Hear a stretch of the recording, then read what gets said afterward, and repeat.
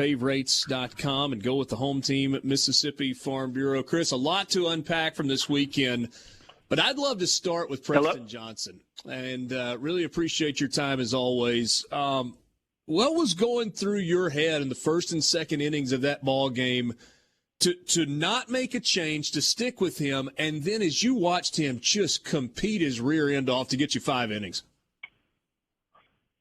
You know, I grabbed him after the first, and he was frustrated like any kid would be. Kind of a wild first inning, but, you know, just you're the old guy. You're the mature guy. You've done this. You know how this game goes. And if you can get a hold and settle in, then it's going to give us a chance to win. And right now with our situation, man, we needed that hold. And he's really good, and just he made a couple bad pitches, and they capitalized, put good swings on it. And but man, he pitched and competed as well as he had all year long. Coach, we had the chance to talk to Kyle Peterson on Friday out there in Oxford, and we were talking about Brad Cumbas specifically, and he said that he didn't think he had even scratched the surface of what he can accomplish as a baseball player. Obviously, the SEC Player of the Week had a huge weekend for you guys. Do you agree with that assessment that we're just seeing the beginning of Brad Cumbas? Well, I think he scratched it. I just think there's a lot left. When you have that body and his history of playing football and now baseball full time, I think there's a lot of great baseball ahead of him. I think he's going to make a really good pro.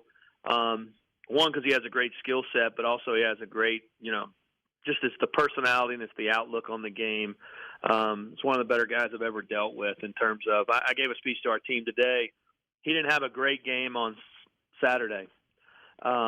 But he's still the guy on the top step. He's rah-rah. He is into it. And then, 1 for 4, 1 for 5, and you look up and he gets the game-winning home run. It's just a mentality. He just never has a bad day, that kid. Tell me more about his swing. I was watching it more closely than I have in the past, and it's like he doesn't really extend his arms. Is that about kind of staying on plane by kind of keeping them in close? As you have worked with him, I think he's trying to stay connected. He's trying to stay connected, trying to stay in there. You got to imagine he's got real long levers. I mean, so it's it's a little. A lot of your great hitters they're short arm guys, right? And he's got long arms, so probably just trying to stay a little more connected. Coach, I thought this weekend was one of the best your bullpen had been able to give you. Obviously, having Casey Hunt healthy now and giving you multiple games. Pico Khan steps up in a big spot. Jackson Fristow, Cam Tuller had to come in a couple of big spots and was okay. Do you feel like you're getting close to where you want to be, even with the injuries in the bullpen? Yeah, I think so. I mean, those kids really competed this weekend, and we have talented guys. We haven't had them, for every game and every spot. And we've had some ups and downs there, but they're talented, and we're building some real toughness about us right now. I mean, I've used that word a lot in the last month probably, and I'm still using it because we haven't had an easy ride at all, but these kids are still invested, and they're competing, man, and we're starting to play some really good baseball right now. That's 2 weekends in a row now. You've gotten the series win. You travel to Missouri this weekend, a team that's down in the SEC standings. Obviously, it's going to be tough. It's never easy to win on the road. But do you feel momentum within your locker room and when your team takes the field at this point? Oh, yeah. We just got out of practice, and just the vibe, the energy, the outlook, I guess you could say, man, the guys are pretty fired up. We got a tough game tomorrow night. I mean, you'd like to win the Ole Miss series and then have some time to stick your chest out. We don't have any time there. You got to battle them again on Tuesday night. So but they feel good about themselves, and they're playing good right now. Have you had a chance to read the message boards and pick your starting pitcher? No, we do not. That was the joke the other night because, and we've even talked about it with our kids. That's suicide. Coach suicide or player suicide. You got to stay out of that world. The good and the bad, because you win big games and you like to say, hey, everybody tell you how good you are. But in our sport, in our world, in this league, it's better to stay off. There's nights, there's periods where I don't touch my phone for, 12, 15 hours just because if we don't play well, I just don't even want to open the cover. So I just stay away from it and drive my wife crazy probably. But it's, it's just that world of the message boards aren't good for us. Is that With that being text said, messages no decision yet? What's that? Excuse me? I was saying, that being said, though, no decision made for who's starting tomorrow night? No, we're starting Mikey Tepper.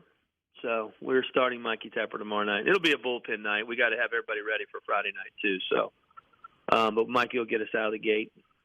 Yeah, I was jumping in there, Coach. Is that like no text messages or anything, or is it just like you stay away from? I'll Twitter cut my mentions? phone off on after certain games. I cut my phone off, and my buddies will be like, "Dang, I just I stay away from my phone." So in our world. So it is. It's kind of tough in some ways, but it's it just is what it is. Yeah, that might be like the ultimate happiness in life if we all did that a little more often. That might be worth a try. Oh right, it is. Hey, the funny one is I lost my phone on Saturday, so I didn't have my phone all day Saturday until after the game. It was the greatest. So after I got over the fact that I lost my phone, but we found it on the bus after the game, so I was positive. But yeah, I lost my phone. I was going to text you too. Hours, so that was good. I was going to text you, Coach, and let you know I was cooking Greek, and I was like, man, if you want to come over and get some chicken and some veggies, I got them done up here. Richard made me make tzatziki sauce, which nobody ate. Made me look like a fool. I mean, this guy. So anyway, let's get back to baseball. So it really was. Greeks, we like that. We like our tzatziki now.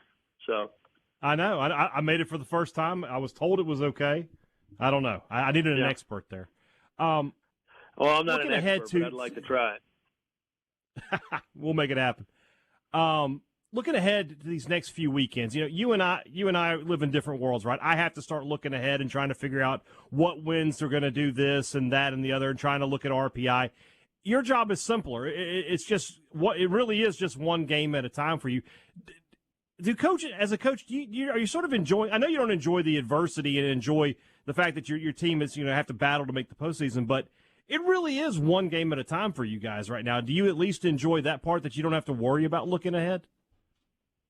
It's funny. You don't look at rankings. You don't look at even RPIs to us right now. Nothing matters except for us getting. I told the kids today, we just need to get wins and just stay focused on the win in front of you, and just that's our mindset, and that's the only thing that we can focus on. We can't focus on the past. We can't focus on making up games or putting more pressure on the next game. Just let's go out and play that next game really well. And for us, we're a little more series right. Usually I'm one game at a time on a weekend, but for us, series wins for us are big right now.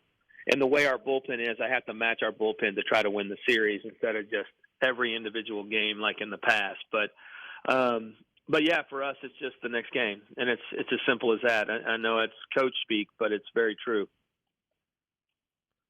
We've talked about your Hunter Hines a lot this year as one of your true freshmen. This is the part of the season where a lot of times a true freshman will start winding down a little bit, start hitting that quote freshman wall. How do you feel about your young guys on this team? Do you feel like they're still good to go for the final stretch run? Yeah, we are. We have our Hunter's been really good. Pico's been really good. Slate's been a big boost to us lately, giving us some defense there, and he's going to be a really good player. We have another freshman, Aaron Downs, who's been a little up and down because of injuries during the year, but he's a special freshman. It just, we have a couple of those guys that are really locked in right now and can help us on this, on this last stretch. Chris, we always appreciate your time on these Monday afternoons. Congratulations on a great series win. Your team's playing really good baseball. It's going to be fun to watch down the stretch and see how this thing goes.